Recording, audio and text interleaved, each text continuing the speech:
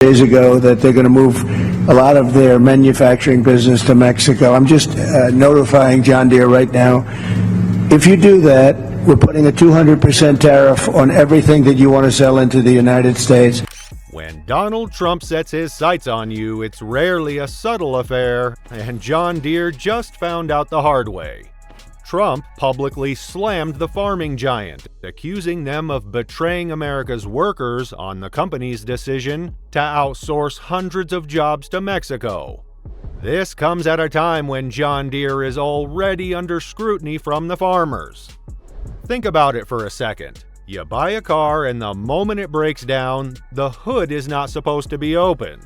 Every little bump on the road means a call to the dealer and a waiting period of days. Quite unimaginable, isn't it? And this isn't just about a car, but a multi-ton tractor which the farmers use to feed the people of America. With their plans to shift production to Mexico, the company is playing with fire. If this continues, it won't just be the workers who suffer, but the entire community might be on the line. For the better part of the last century, John Deere was not just a name. It was much more of a brand, a name that American farmers revered, a brand which equipped them with all the essential tools which are necessary in order to feed the population. However, things have changed for the worse. John Deere has installed restraining software that restricts farmers from self-repairing their own devices and eliminated local solutions for repairs. And now farmers are feeling the squeeze. John Deere, a brand ingrained into the history of American farming, was a brand that was always making the headlines for the right reasons, until things took a turn for the worse. Recently, however, the headlines aren't about shiny new tractors or revolutionary plows. Instead of focusing on innovation, what has become a disruptive trend is news about major layoffs in companies, plants shutting down, and of course, CEO pay hikes. Recently, John Deere was in the eye of the storm after Trump famously criticized them for dismissing over 600 U.S. workers and sending jobs to Mexico. This sparked mass outrage in American farming communities, as many had worked for years manufacturing profound developments made in American agriculture. On the other hand, CEO John May was granted a 160% raise, bringing his salary at a mind-boggling $15.6 million. There was no round of cheers for the announcement here, but rather a deep collective scorn for American farmers and the very workers that constructed John Deere. For those who work in the field of agriculture, this is not merely a question of higher pay or job losses. John Deere once championed the idea of nothing runs like a deer, signifying reliability, loyalty, and an unspoken promise to stand by American workers and farmers. Now, to many, it seems that the company has put profits over the people who built it. The heart of the issue isn't just in outsourcing or pay raises. It's in how John Deere's equipment is designed today, specifically the restrictions on who can fix it. Farmers now face a strange reality. They can't even repair their own tractors. High-tech software loaded within the modern-day John Deere tractors include navigation systems and engine performance. The advantage is unquestionable, but such a valuable offer comes with strings attached. Basically, John Deere prohibits farmers from doing any repairs because it's illegal to do any of the above without the assistance of the company. Farmers have to wait for an authorized John Deere dealer to unlock the machine to perform repairs, even for simple issues that could otherwise be handled quickly. One farmer said it was like having a car but not being able to pop the hood on it without asking someone first.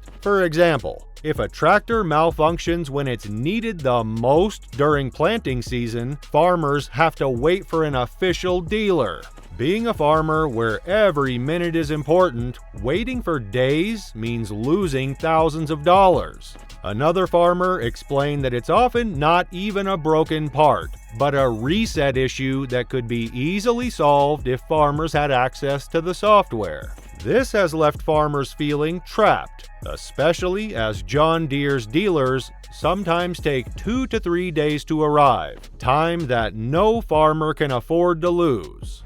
Of course, the farmers aren't taking this lying down. They're uniting into groups all over the country and demanding what has come to be known as the right to repair. In simple words, this movement covers the idea that if you purchase an item, you have the right to fix it. But to the farmers, it's more than just a slogan, it's a life or death issue. When they acquire a John Deere tractor, they expect to maintain it and repair it because, after all, they've done that to their equipment for many decades. Already prominent in some sectors like electronics or home appliances, the right to repair movement appears to be penetrating the circles of local farming together with a demand for social justice. Farmers are launching complaints with the courts, asserting that the repair regimens adopted by John Deere are both tedious and monopolistic. According to them, controlling repairs makes it impossible for farmers to do without the company for the smallest repair. Some farmers are even taking matters into their own hands, turning to tech-savvy communities and forums to hack their tractor software just to perform basic repairs. But this workaround isn't always lawful, leaving the farmers with the hard choice of which law to disregard while keeping their farms working. Certain organizations, like iFixit, have been fighting to get right to repair bills passed in the United States for years. New York State, as well as the state of California, have passed such bills that open the door for product owners to hire outside companies to fix their hardware and help them resolve software-related issues. The downside to this is that it's only a small drop in a large bucket of corporations who want to restrict repairs to their own costly technicians. iFixit has also grown into a specialist organization that specializes in offering alternative repair services for products that would otherwise require manufacturer repairs at the customer's expense that can run into the tens of thousands of dollars. With the complications arising from John Deere now outsourcing work to other countries, companies like iFixit are now more popular than ever before. One might think that this is an issue that only farmers would encounter, and farmers for that matter are most likely to encounter it. However, everyone is impacted.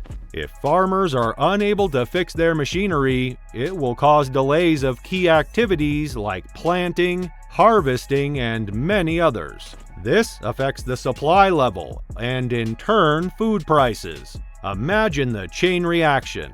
If the harvest of either corn or wheat is postponed, people will see the effect at the supermarket level. Farming for Americans is not merely a source of income. It's regarded as the building block of America. Annually, billions of dollars worth of crops such as corn, soybeans, wheat, and others are grown and sold by farmers. If farmers are unable to make their machines function well, the whole ecosystem will start to collapse. There are real consequences in sight which we as consumers may have to deal with. The consequences include scarcity of crops, high grocery prices, rationing of food supplies, and many others.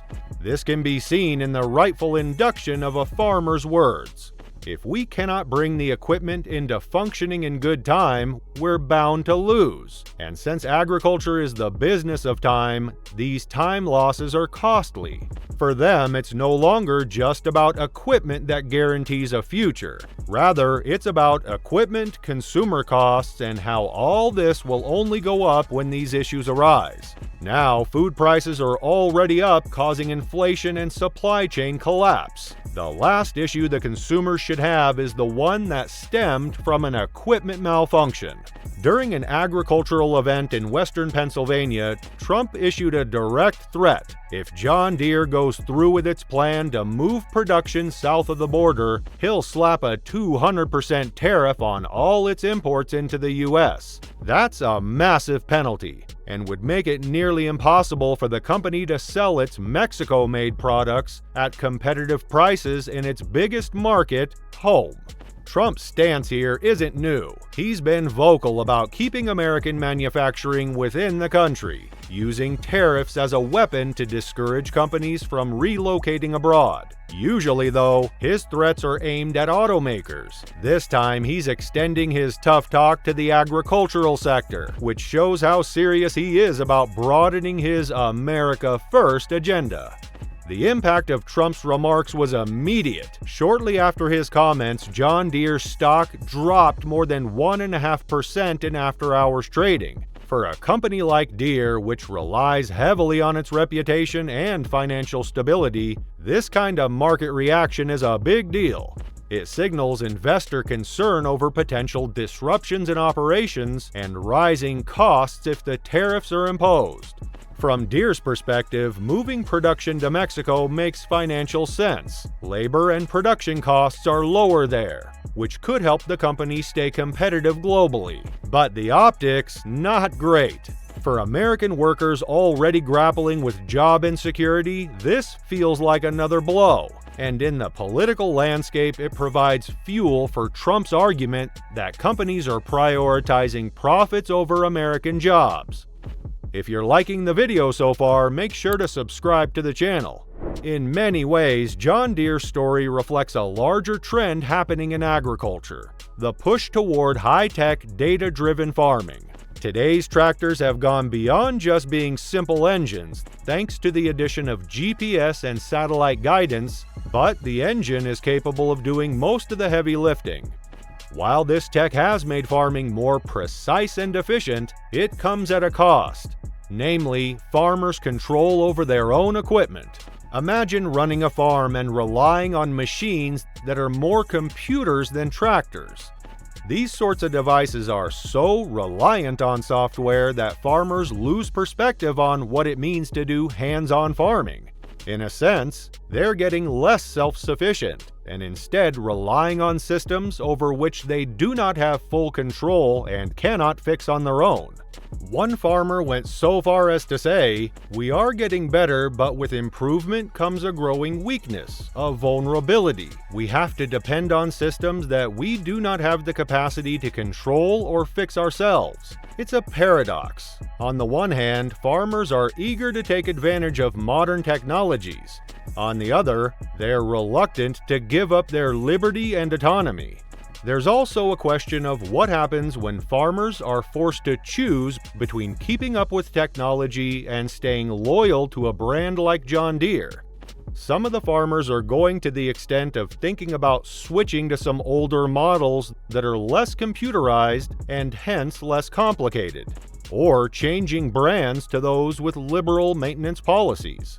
The fight between farmers and John Deere may seem like a niche issue, but it actually has much broader implications. For one, it's sparking conversations about consumer rights in all industries. People are starting to ask, if I buy something, shouldn't I be able to repair it? This question goes beyond tractors and into everyday items like cars, phones, and even appliances. If John Deere can lock down their equipment, what's stopping other companies from doing the same? Imagine if your car manufacturer decided you could no longer pop the hood, or if your smartphone maker banned anyone but them from replacing a cracked screen. In many ways, this farmer versus corporation showdown is about more than just tractors. It's about how we as consumers define ownership and control. The right to repair movement isn't just about saving money on repairs. It's about preserving autonomy and the ability to take care of what you own. For farmers, this isn't just a slogan, it's a lifestyle, one they followed for generations. With farmers suing John Deere and the right to repair movement gaining traction, John Deere is facing a tough choice. Does it continue down a path of restricting repairs and maximizing profits, or does it go back to its roots and support the very farmers who helped make it successful? John Deere's business model isn't just about selling tractors, it's about selling a brand of loyalty, tradition, and American resilience. As one farmer put it, "Without us, there is no John Deere." John Deere has to remember who butters their bread. Farmers are more than customers, they're the foundation of John Deere's legacy. For now, the future remains uncertain. Farmers continue to rally for their right to repair, and John Deere seems firm in its policies. But as this battle intensifies, it's clear that something has to give. Perhaps it's time for John Deere to rethink its approach and rediscover its commitment to the people who put food on America's table. So, what do you think about this? Will John Deere revisit its policies now that Trump has won the election, or will it bear the brunt of Trump? Let us know in the comment section below, and make sure to like the video. Thanks for watching.